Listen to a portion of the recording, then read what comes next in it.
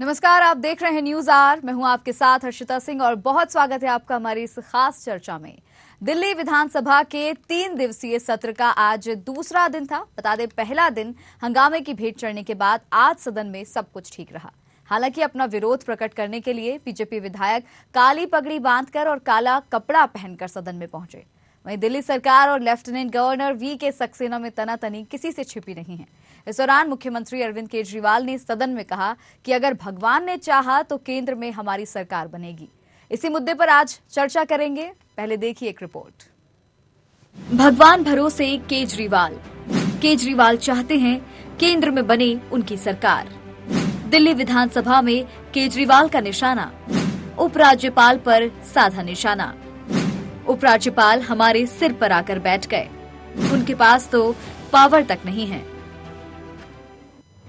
दिल्ली सरकार और lieutenant governor VK. Saxena में तनातनी किसी से छिपी नहीं है। जब केजरीवाल सरकार की तरफ से 30 शिक्षकों को ट्रेनिंग के मकसद से फाइल एलजी दफ्तर को भेजी गई तो उपराज्यपाल ने पूछा कि इस प्रोजेक्ट की कास्ट बेनिफिट कितनी है, यानी कि इससे कितना फायदा होगा।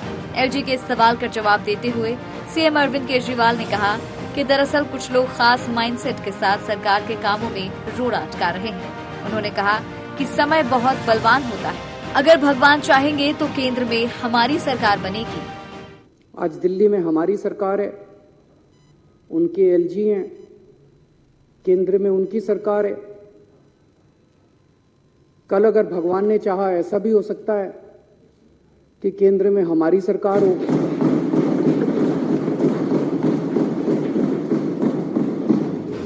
वहीं विधायक अतिशी ने भी उपराज्यपाल पर सवाल खड़े किए। दरअसल शिक्षा को लेकर टीचरों को ट्रेनिंग देने के लिए विदेश भेजने की बात पर उन्होंने कहा कि शिक्षा पर बहुत ज्यादा खर्च किया जा रहा है। 30 टीचरों को विदेश भेजना चाहते हैं, लेकिन एलजी ने 2 बार आपत्ति लगा दी। बीजेपी और दूसरे पार्टी के नेता के बच्चे विदेश जाकर अच्छी शिक्षा लेते हैं, कोई इसका विरोध नहीं करता। हम अपने बच्चों को विदेश की शिक्षा के लिए जरूर भेजेंगे। माननीय अध्यक्ष महोदय, पिछले कुछ दिनों में ये एक बहुत गंभीर मुद्दा दिल्ली के सामने और देश के सामने आया है कि किस तरह से दिल्ली में एलजी महोदय, दिल्ली के सरकारी स्कूलों के जो शिक्षक हैं जिन्हें ट्रेनिंग के लिए फिनलैंड भेजा जा रहा था, एलजी महोदय ने टीचरों की फिनलैंड की ट्रेनिंग पर रोक लगा दी। ये बहुत शर्म की बात है और आज पूरी दिल्ली में नहीं, पूरे देश में इसकी चर्चा हो रही है कि जब दिल्ली सरकार अपने शिक्षकों को विदेश ट्रेनिंग के लिए भेजना चाहती है तो एलजी साहब उसमें क्यों अड़ंगा डाल रहे हैं। हालांकि अब देखना होगा कि आईजी को घेरने और बीजेपी से ताल्लुक जोड़ने के बाद इस चर्चा या यूं कहें कि इन आरोपों का क्या निष्कर्ष निकलता है। Special desk, news R, Bhopal. तो आपको बता दें कि दिल्ली विधानसभा का सत्र चल रहा है और इसी का आज दूसरा दिन था। आज सीएम अरविंद केजरीवाल और विधायक अतिशी ने शिक्षा को लेकर जो है आरोप उपराज्यपाल पर लगाया। उन्होंने कहा कि सरकारी स्कूल के बच्चों को अच्छी शिक्षा देने के लिए केजरीवाल सरकार लगातार प्रयासरत है, लेकिन उपराज्यपाल जो कि बीजेपी से बिलोंग करते हैं वो इस कार्य में, इस जो योजना है, जो मंशा है सरकार की, उसमें कहीं ना कहीं रोड़ा बन रहे हैं। उनका कहना है कि 30 शिक्षकों को फिनलैंड भेजे जाने की मांग उन्होंने की है, ये बात उन्होंने रखी है, लेकिन उनको शिक्षकों को बाहर जाने से कहीं ना कहीं रोका जा रहा है। यहाँ पर आतिशी का ये कहना है, जो विधायक हैं, कि उपराज्यपाल ऐसा क्यों नहीं होने देना चाह रहे हैं। दिल्ली के जो बच्चे हैं, जो सरकारी शिक्षा ग्रहण कर रहे हैं, उन्हें अच्छी शिक्षा का अधिकार है। अगर बच्चे किसी नेता के हैं वो तो बड़े बड़े स्कूलों में पढ़ते हैं, लेकिन ये जो बच्चे हैं, जो सरकारी विद्यालय में पढ़ने वाले बच्चे हैं, इनकी उच्च शिक्षा की अगर बात की जा रही है तो उपराज्यपाल क्यों इस पर मनाही कर रहे हैं। वही चीज सीएम अरविंद केजरीवाल ने भी कही है कि आज क्योंकि केंद्र में बीजेपी की सरकार है और उपराज्यपाल भी क्योंकि बीजेपी से ही हैं, इसीलिए उन्होंने कहा कि शायद यही वजह है कि वो सरकार की मंशा, यानी कि केजरीवाल सरकार की मंशा पूरी नहीं होने देना चाहते। और इसीलिए उन्होंने यह भी कहा कि आज उनकी सरकार है, कल हुआ तो केंद्र में केजरीवाल की सरकार भी होगी। उन्होंने कहा कि अगर भगवान चाहेंगे तो कल केंद्र में केजरीवाल यानी आप सरकार भी होगी। तो लगातार जिस तरह से राजनीति यहां पर देखने को मिल रही है, शिक्षा को लेकर अब यहां पर सवाल खड़े किए गए। तो हम आपको बता दें कि सीएम अरविंद केजरीवाल और विधायक अतिशी ने आज विधानसभा के सत्र में शिक्षा को लेकर जो ट्रेनिंग शिक्षकों को दी जाएगी उसको लेकर आज सवाल खड़े किए। उपराज्यपाल पर भी उन्होंने आरोप लगाए और यही उनका कहना था कि क्यों उपराज्यपाल को ये स्वीकार नहीं है कि इन लोगों को या इन जो टीचर हैं उन्हें ट्रेनिंग के लिए बाहर भेजा जाए।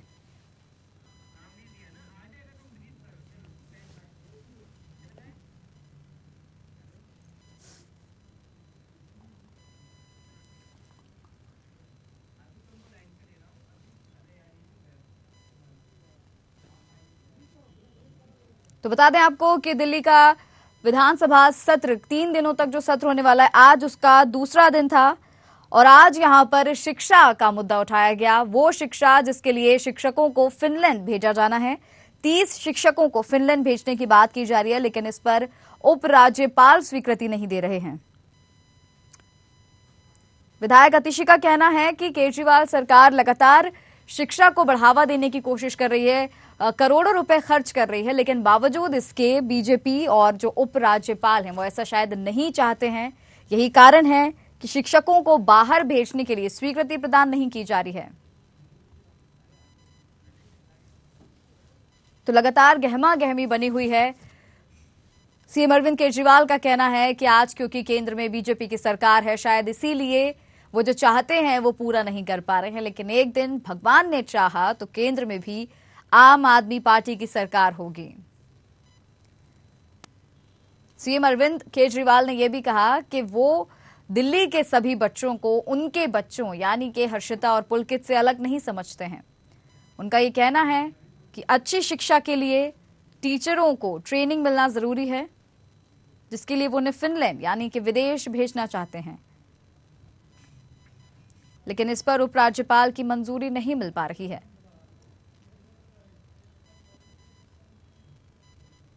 तो आज सदन में ये मुद्दे उठाए गए और विधायक अतिशी ने भी यही कहा कि केजरीवाल सरकार लगातार शिक्षा का स्तर ऊंचा करना चाह रही है, लगातार प्रयास कर रही है कि सरकारी स्कूल के बच्चों को अच्छी से अच्छी शिक्षा मिल सके। इसी के लिए जब शिक्षकों को बाहर भेजने की बात की जा रही है तो इस पर उपराज्यपाल को ये स्वीकार क्यों नहीं है। उन्होंने सीधे सीधे ये आरोप लगाया है कि क्योंकि उपराज्यपाल बीजेपी से बिलोंग करते हैं शायद इसीलिए वे नहीं चाहते हैं कि सरकार केजरीवाल सरकार कुछ अच्छा करके दिखाए।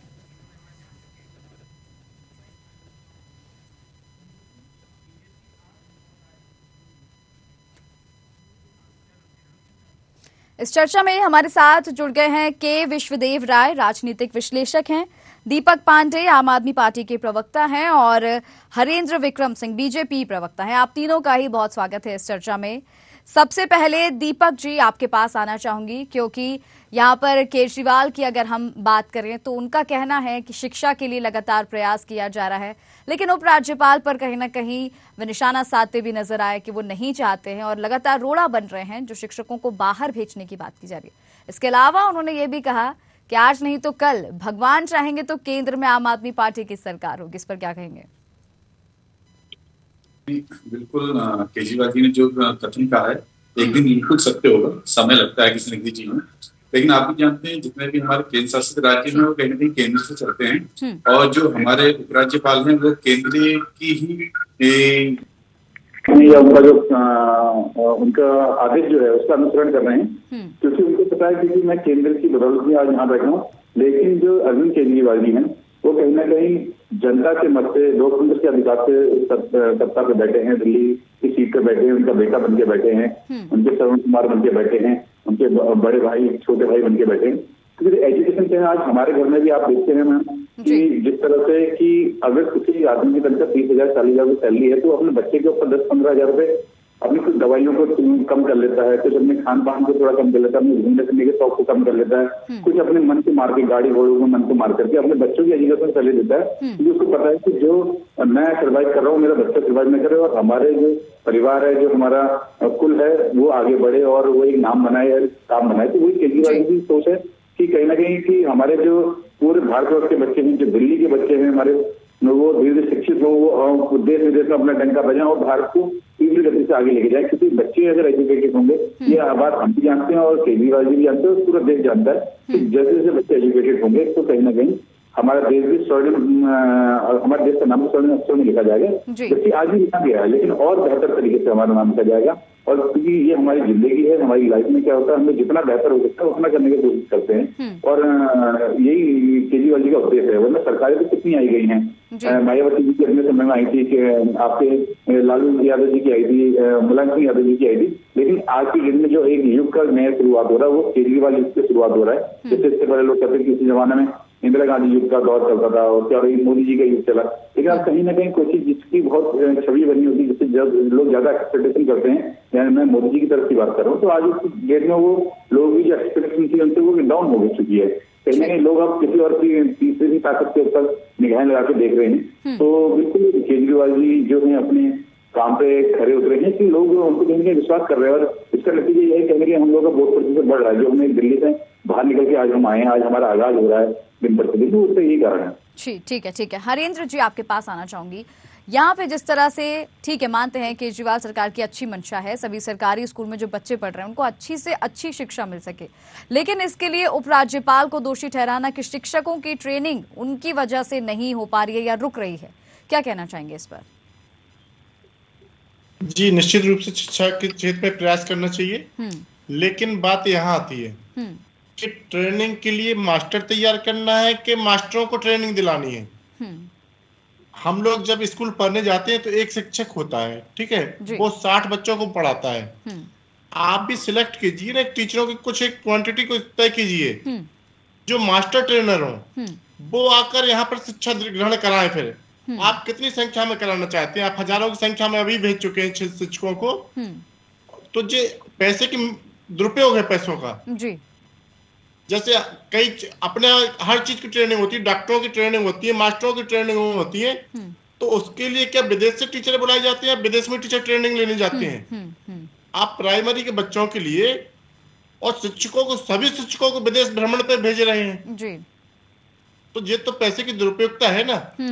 हाँ, आप एक चीज और देखिए, लिविंग भी देखिए और एक स्टेटस देखिए कि हमारे देश में आप सभी जगह एक से शिक्षा हो, एक ही शिक्षा पद्धति हो, तो शायद सभी बच्चों को सुविधा होगी। बिल्कुल। लेकिन अलग अलग तरह की शिक्षा दी जाएगी। यदि आप फिनलैंड की शिक्षा यहाँ लाकर देंगे तो उसमें असुविधा निश्चित रूप से वो बच्चे फिर कैसे कहाँ सेट होंगे। बिल्कुल बिल्कुल। तो हमारा एक सुझाव है उनको जी कि यदि आपको ट्रेनिंग कराना ही था तो मान लीजिए कि 500 टीचरों पर एक टीचर तय कर देते कि मान लीजिए या 10 टीचर ट्रेनिंग लेके आ गए, वो 500 लोगों को ट्रेनिंग देंगे। हमारे IAS PCS की भी ट्रेनिंग होती है। क्या सभी IAS PCS को क्या विदेश ट्रेनिंग के लिए भेजा जाता है? नहीं, उनको यही ट्रेनिंग होती है। वो मास्टर ट्रेनर होते हैं, सीनियर होते हैं, जो IAS PCS सीनियर है वो ट्रेनिंग देते हैं।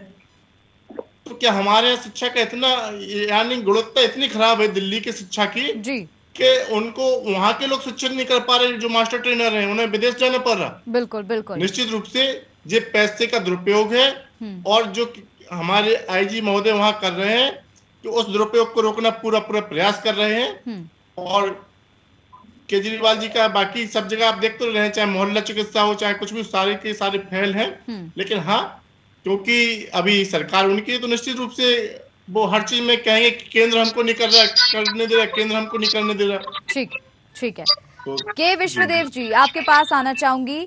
यहाँ पर देखिए, कहीं ना कहीं हम भी सहमत हैं जिस तरह से अभी हरेंद्र जी ने कहा कि अगर कुछ शिक्षकों को फिनलैंड भेज दिया जाएगा, उसके बाद वो शिक्षक ट्रेनिंग लेकर आएंगे और वो बच्चों को पढ़ाएंगे, तो कहीं ना कहीं शिक्षा जो है अलग अलग लेवल पर जाएगी। कुछ शिक्षक फिनलैंड का तरीका अपनाकर पढ़ा रहे होंगे, कुछ अलग तरीके से बच्चों को पढ़ा रहे होंगे। इसे आप किस नजरिए से देखते हैं? देखिए हर्षदा, कहीं कहीं बहुत जरूरी होता है कि बाहर की शिक्षा पद्धति को हम लोग सम्मिलित करें और पाठन पठन में उसको प्राइमरी स्कूल के टीचरों को इस तरह की योजना के तहत कई बार भेजा जा चुका है, एक बार पहली बार मामला है। मुझे लगता है एलजी साहब की कुछ और जो उन्होंने चीजें पॉइंट आउट करी है कि कॉस्ट कितना खर्चा आ रहा है और किस तरह की चीजें वहां पर फिनलैंड में मिलेंगी, क्या सुविधा होंगी। अरविंद केजरीवाल जी ने भी समझाने की कोशिश करी। मैं इस मुद्दे पे नहीं जाऊंगा कि फिनलैंड की पढ़ाई से क्या फायदा होगा क्या नहीं होगा। हमारे बीजेपी प्रवक्ता साहब ने कुछ बातें बोली हैं, उससे मैं सहमत हूँ, असहमत भी हूँ। उनका ये कहना कि भाई प्राइमरी टीचर को टीचर पढ़ेंगे तो बाकी का क्या होगा, नहीं, ऐसा नहीं होता। जो टीचर है वो पढ़ के आएगा, वो जो अपनी एजुकेशन वहाँ से सीख के आएगा वो यहाँ बताएगा तो बुद्धि का विकास होगा हमारे बच्चों का। ये बहुत अच्छी चीज है। इस पे मुझे नहीं लगता कि हम लोगों को इसको राजनीतिक रंग में मोड़ के देखना चाहिए। मुझे लगता है कि बीजेपी के और आम आदमी पार्टी को इसमें आम सहमति बनानी चाहिए।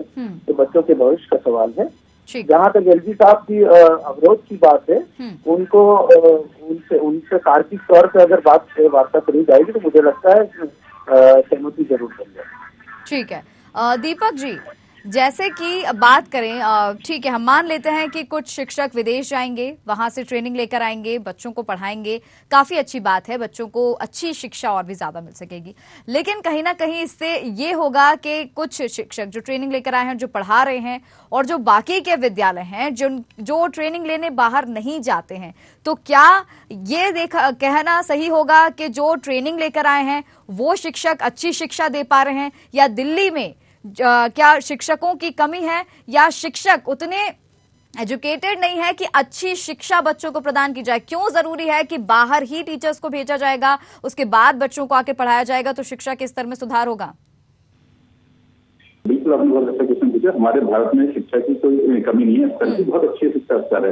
लेकिन जब हम बाहर अलग अलग देशों में, राज्यों में जाते हैं तो हम वहाँ की कई चीजों को सीखते हैं, समझते हैं, उसको अडॉप्ट करते हैं। और आप देखिए, हमारे घर परिवार में ये बच्चे होते हैं, हम लोग अपने बच्चों किसी को ऑस्ट्रेलिया भेजते हैं, किसी को लंदन भेजते हैं, किसी को बेंगलोर भेजते हैं, किसी को दिल्ली भेजते हैं, किसी छोटे शहर से। मान लीजिए मैं उत्तराखंड से हूँ, तो मैं भी चाहता हूँ कि एक छोटे शहर से हूँ तो मैं अपना मेरा बच्चा दिल्ली जाए, बेंगलोर जाए, उसके बाद बाहर जाए।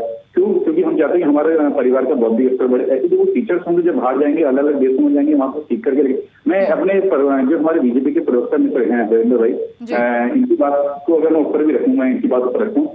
हरिंदर भाई आप मानते हैं ना, आप विश्व की सबसे बड़ी पार्टी है आज की डेट में? हरिंदर भाई जी, क्या बोला आपने? आप विश्व की सबसे बड़ी पार्टी है ना बीजेपी जो है, तो आप बात मानते हैं सबसे? बिल्कुल बिल्कुल। तो आप कई राज्यों में भी हैं, कितने राज्यों में हैं आपकी सरकार अंदर? क्या सरकार? आपकी कई राज्यों में सरकारें हैं, कितने राज्यों में सरकारें हैं? सही बात, बिल्कुल सही बात है ना। आप मुझे बता सकते हैं कि आप प्रवक्ता हैं, आप मेरे से सीनियर भी हैं, आप मुझे बता सकते हैं हमारे टोटल अभी इस टाइम जो देश है उसमें कितने राज्य हैं टोटल? 29 राज्य हो गए ना। तो यही मैं आपसे कह रहा था। देखिए क्या होता है, जब हम लोग बीच में बैठते हैं, कहीं अब आपको यहाँ पे मेरे से भी पूछने की जरूरत है। अभी जैसे खुद ही आप कंफ्यूज हैं, टोटल राज्य कितने हैं? तो 28 टोटल, आपने 29 कहा, संदीप पात्रा जी ने 30 कहा था एक डिबेट में, सुन रहा था। 28 राज्य हैं, क्योंकि पहले 29 थे, तो एक आप ही के द्वारा आपने देखा 2 केंद्र शासित राज्य हो गए थे, जम्मू कश्मीर और लेह लद्दाख। तो 8 केंद्र शासित राज्य होगी। तो आप इतने बड़े राज्य की पार्टी होने के बाद सब कुछ भी कहीं कहीं आपके धर्म की स्थिति में कहीं कंफ्यूजन की स्थिति में, तो क्या है कि आप जीतना तो चाह रहे हैं, लेकिन बौद्धिक स्तर को मजबूत करना तो बहुत जरूरी है सबसे पहले। तो यही मैं चाहता हूँ कि हमारे जो बच्चे हैं, जब हम डिबेट में बैठे हैं, किसी बच्चे के लिए हम बात कर रहे हैं, वो मजबूती से अपने कॉन्फिडेंस के साथ बात करें। जैसे कहीं आप अपने की तो सही है, शायद आपके अंदर कॉन्फिडेंस लेवल पूरा है, लेकिन कंफ्यूजन कहीं ना कहीं अभी आपको भी हुआ। तो हम चाहते हैं कि जो हमारे बच्चों को उनके अंदर ऐसा कॉन्फिडेंस है, देश विदेश में भी जाएं तो हर भाषा को सीखें, हर वहाँ की वैल्यू को जाने। और जो हमारे टीचर, अगर 500 टीचर वहाँ जा रहे हैं तो यहाँ हजारों बच्चों का उद्धार कर रहे हैं, और वो बच्चे जो डेवलप हो रहे हैं वो और बच्चों को डेवलप कर रहे हैं। अच्छा, यानी कि दीपक जी आप ये कहना चाह रहे हैं कि अभी जो शिक्षा बच्चों को मिल रही है उसमें जैसे अभी यहाँ पर हरेंद्र जी कंफ्यूज हो गए थे, उसी तरह की शिक्षा अभी, क्योंकि जहां जहां केजरीवाल सरकार नहीं है वहां बच्चों को इसी तरह की शिक्षा दी जा रही है कि जिसमें वो कंफ्यूज हो सकते हैं या सवाल का जवाब देने में उन्हें देरी हो सकती है। ये आप क्या प्रूफ करना चाह रहे हैं?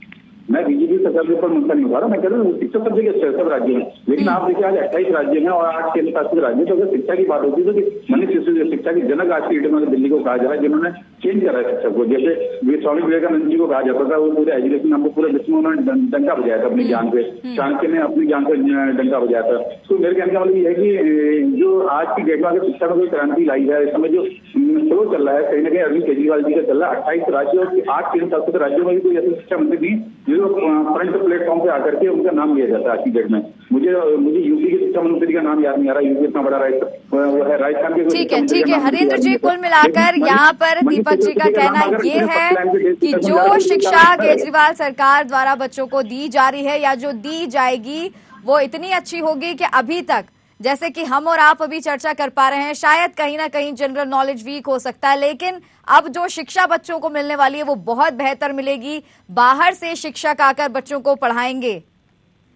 बिल्कुल मैडम, देश नहीं होगा ना, देश के आदान प्रदान तो होता है। देश में अगर आप देखिए किसी सिटी में सिटी को डेवलप करना है, दिल्ली भी अगर आज डेवलप हुई तो कहीं ना कहीं राजस्थान के लोग भी हैं, गुजरात के लोग भी हैं, मध्य प्रदेश के लोग भी, मुंबई के लोग भी, सभी लोग। ठीक है, हरेंद्र जी भी कुछ कहना चाहते हैं। हरेंद्र जी आप कहें। जी ठीक है, हमारे लोग जो कर रहे हैं, लेकिन मैं तुझसे अपने पूछना चाहता हूँ, हमारे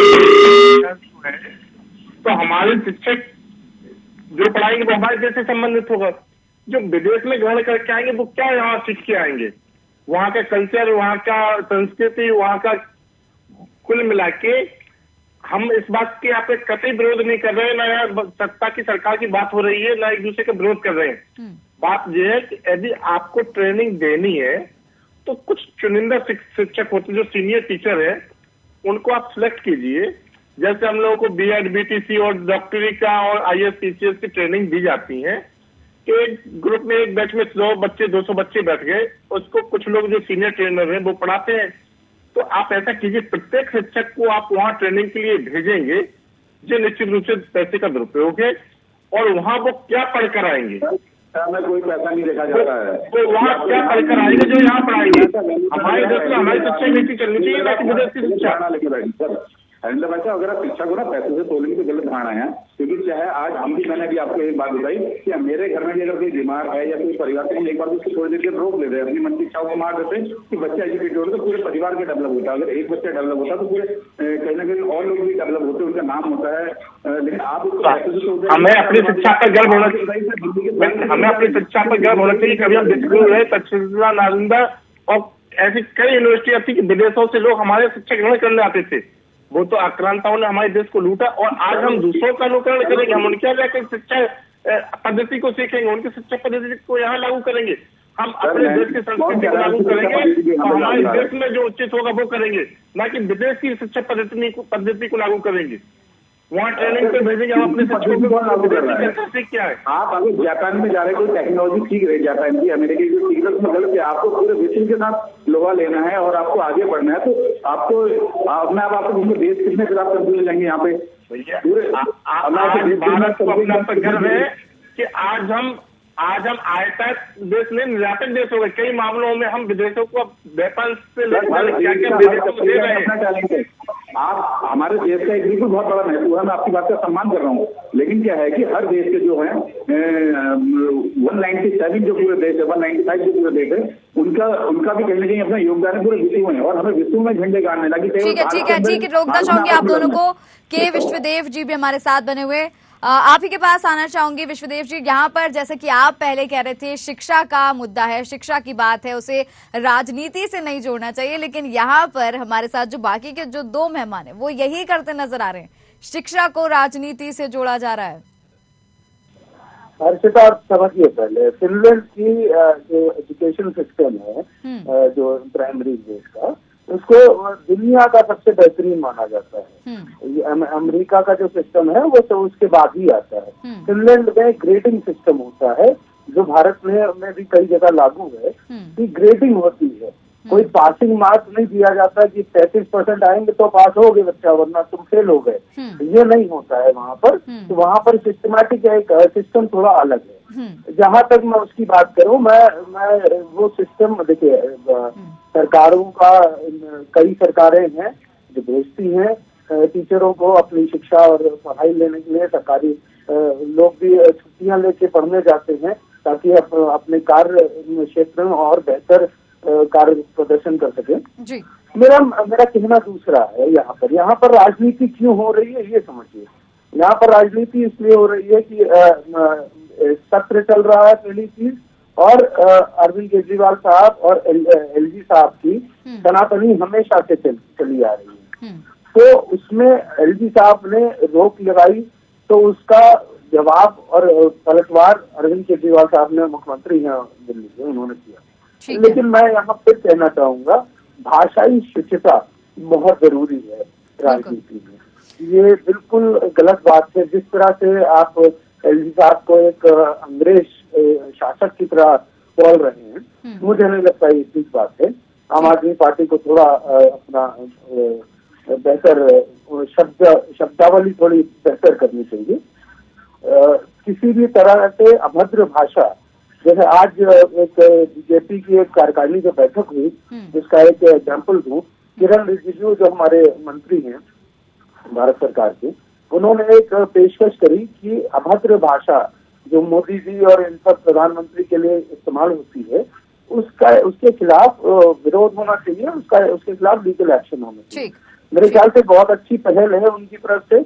मुझे बाकी सभी पार्टियों को एकजुट होके सोशल मीडिया और बाकी सब प्लेटफॉर्म्स पे जो ऑफिशियल प्लेटफॉर्म है वहां पर उस भाषा का प्रयोग और उस भाषा का जो प्रयोग करे उसका खंडन करना चाहिए। ये मेरा आग्रह है और मुझे लगता है ये मेरे दोनों प्रवक्ता साथी मानेंगे। ठीक है दीपक जी, आपसे सवाल मेरा कि आज जो केजरीवाल जी ने कहा कि केंद्र में उनकी सरकार भगवान ने चाहा तो बनेगी, क्यों उन्हें ऐसा लगता है कि केंद्र में जब उनकी सरकार होगी उसके बाद ही जो काम अटके पड़े हैं या फिर जो बीजेपी कहीं ना कहीं रोड़ा बन जाती है उनके कामों में तो वो तभी सुलझेंगे? क्योंकि वो तो कहते हैं कि वो एक आम आदमी है और आम आदमी में इतनी शक्ति है, वो हमने देखा कि उन्होंने इतनी बड़ी सरकार खड़ी कर ली है। तो अब उन्हें क्या डर है किसी ना किसी बात का, या क्या उन्हें परेशानी है कि केंद्र में अगर बीजेपी की सरकार है वो क्यों चाहते हैं कि एक ना एक दिन उनकी सरकार बने और फिर जो बाकी के काम अटके पड़े हैं वो तभी पूरे हो पाएंगे? डर किसी चीज का नहीं है। देखिए क्या होता है, कल तक बीजेपी 1952 में जब स्टार्ट हुई थी, जनसंघ से बन के आई थी, 80 में बीजेपी बनी, तो उन्होंने भी धीरे धीरे करके अपना कद को बढ़ाया। क्योंकि हर आदमी चाहता है कि अपना कद बढ़ाए। अगर मेरे परिवार का भी एक बच्चा है तो कल एक दिन उसको भी कहीं 18 साल का होना, एक दिन उसको भी 40 का होना, एक दिन उसको भी 60 का होना, और वो चाहते हैं जैसे जैसे मेरा उम्र का पड़ाव बढ़े तो वैसे वैसे मेरी प्रतिष्ठा बढ़े, मेरा मान बढ़े, मेरा सम्मान बढ़े। तो ऐसी आम आदमी पार्टी एक छोटा सा नया पौधा है, नन्ना सा पौधा है, वो खिल रहा है, बड़ा हो रहा है धीरे धीरे। अभी मैं एक बीज लगा था उस समय जब अरविंद केजरीवाल जी ने एक आम आदमी पार्टी के नाम पे एक बीज बोया था, वो धीरे धीरे पौधा बनकर पेड़ बनने के लिए आए। और उसमें पत्ते भी आ रहे हैं, फल भी आ रहे हैं, फूल भी आएंगे, और जब वो अगर फल लगेंगे तो सभी लोग काम आएंगे, कहेंगे देश के काम आएंगे। तो आम आदमी आप से अगर 130-35 साल पहले की बात करें तो कांग्रेस ने अपने हिसाब से विस्तार करा, जैसा उस समय का दौर था। हम ये नहीं कहते थे कि आंदोलन सारे काम गलत करे, उस समय जो भौगोलिक स्थिति रही होगी, उस समय एटमोस्फेयर जो रहा होगा उसमें उन्होंने काम करा। बीजेपी ने अपने दौर में अच्छा काम करा।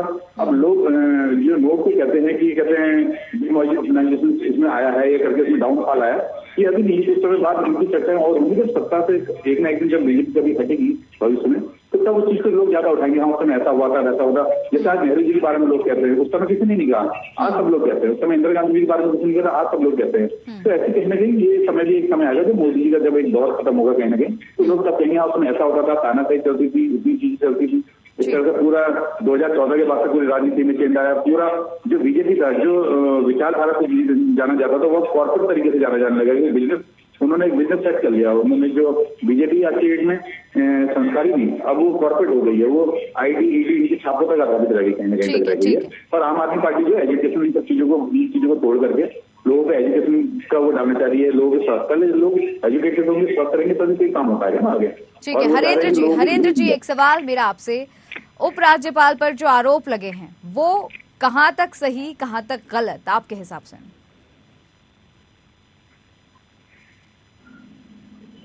हरेंद्र जी जी क्या बोला? जो आरोप लगाए गए हैं केजरीवाल द्वारा कि शिक्षा के लिए जो ट्रेनिंग के वजह बन रहे हैं राज्यपाल, वो कितने सही हैं? वो आरोप जो केजरीवाल द्वारा लगाए गए हैं सही है भी या नहीं है? देखो, निश्चित रूप से जब विपक्ष, कोई भी सत्ता हो, कोई भी पक्ष हो, जब दो विपक्ष मिलते हैं तो एक दूसरे पे आरोप लगाते हैं, सही को गलत, गलत को सही बोलते हैं। लेकिन यहाँ बात ये आती है कि हम स्टेप बाय स्टेप चलते हैं कि प्राइमरी, बेसिक, माध्यमिक और आपका हायर एजुकेशन, और उसी हिसाब से सिलेबस भी बने होते हैं कि आपको यदि प्राइमरी में जो पढ़ाया गया उससे लगा हुआ सिलेबस आपको माध्यमिक में, माध्यमिक से लगा हुआ सिलेबस आपको हायर में दिया जाएगा, और डिग्री स्नातक और स्नातक चलता रहता है। यदि हमने कोई विषय बीए में लिया है, मास्टर डिग्री उसी से करते हैं। लेकिन यदि आप बेसिक में यहाँ दूसरा विषय दे देंगे, फिनलैंड की शिक्षा को यहाँ लाके बच्चों में देंगे, उसके बाद वो बच्चे कौन सी शिक्षा ग्रहण करेंगे? क्योंकि उनकी न्यू दूसरी शिक्षा की दी गई है, और उसके बाद जो बुनियाद, उसके ऊपर जो बिल्डिंग बनी है वो दूसरी शिक्षा यहाँ की, हमारे यहाँ की शिक्षा पद्धति होगी। तो उन बच्चों के साथ समस्या ऐसी हो जाएगी, वो ना यहाँ के रहेंगे ना वो वहाँ के रहेंगे। इसलिए ठीक है, उन्हें घुमाना है तो दूसरे नाम पर घुमाए, टीचरों को, शिक्षकों को भ्रमण करवाए, टूर करवाए, सब कुछ करवाए, लेकिन उनकी शिक्षा पद्धति से खिलवाड़ नहीं होना चाहिए। ठीक है, जो हमारे यहाँ शिक्षा पद्धति है वही शिक्षा पद्धति रहनी चाहिए, क्योंकि उनकी नींव खराब हो जाएगी तो आने वाले समय में निश्चित रूप से, क्योंकि आपने बुनियाद इतनी अच्छी डाल दी कि वो कवर ही नहीं कर सकते थे आने वाले हमारे देश की शिक्षा पद्धति को एक्सेप्ट ही नहीं कर लग रहा है। जिस हिसाब से आप बात कर रहे हैं, मुझे लग रहा है जो पॉलिटिकल नेता है इनको भी देश से बाहर नहीं जाना चाहिए, क्योंकि बाहर की पद्धति यहाँ ले आएंगे। मुझे आपकी बातों से ये लग रहा है। ठीक है, दोबारा से मुद्दे से नहीं भटकेंगे। उसी दृष्टि से क्यों देख रहे हैं भाई? आप बताइए, रखा जाएगा, आपकी बात को ऊपर तक उठाया जाएगा कि भाई किसी भी नेता, शिक्षा मंत्री भी बाहर मत गुजार दीजिए, मोदी जी भी बाहर में जान दिया जाए, खाली बाहर की पद्धति कहीं आना ले आए। ठीक है, अब ये आने वाला समय बताएगा कि सरकार की, यानी केजरीवाल सरकार की जो मंशा है, जो शिक्षकों को बाहर भेजने का प्रस्ताव लाया जा रहा है, उस पर क्या मंजूरी मिलेगी या नहीं, इस पर क्या निष्कर्ष निकलेगा, ये आने वाले समय में पता चलेगा। फिलहाल आप तीनों मेहमानों का हमारे साथ जुड़ने के लिए बहुत बहुत धन्यवाद। तो आपको बता दें कि दिल्ली विधानसभा सत्र का आज दूसरा दिन था और आज इस सत्र में शिक्षा का मुद्दा उठाया गया, जहां पर केजरीवाल सरकार चाहती है कि बच्चों को अच्छी शिक्षा मिल सके, इसके लिए शिक्षकों को ट्रेनिंग के लिए बाहर भेजा जाए। इस पर तीनों ही, जैसे हमारे साथ बीजेपी प्रवक्ता, आम आदमी पार्टी प्रवक्ता, राजनीतिक विश्लेषक जुड़े थे, तीनों की अपनी अलग अलग राय थी। लेकिन अब ये देखना होगा कि क्या वाकई सरकारी स्कूल के बच्चों की शिक्षा के लिए शिक्षकों को बाहर ट्रेनिंग के लिए भेजा जाता है या नहीं, ये आने वाला समय ही बताएगा। तो खास चर्चा में फिलहाल इतना ही, मुझे दीजिए इजाजत, नमस्कार।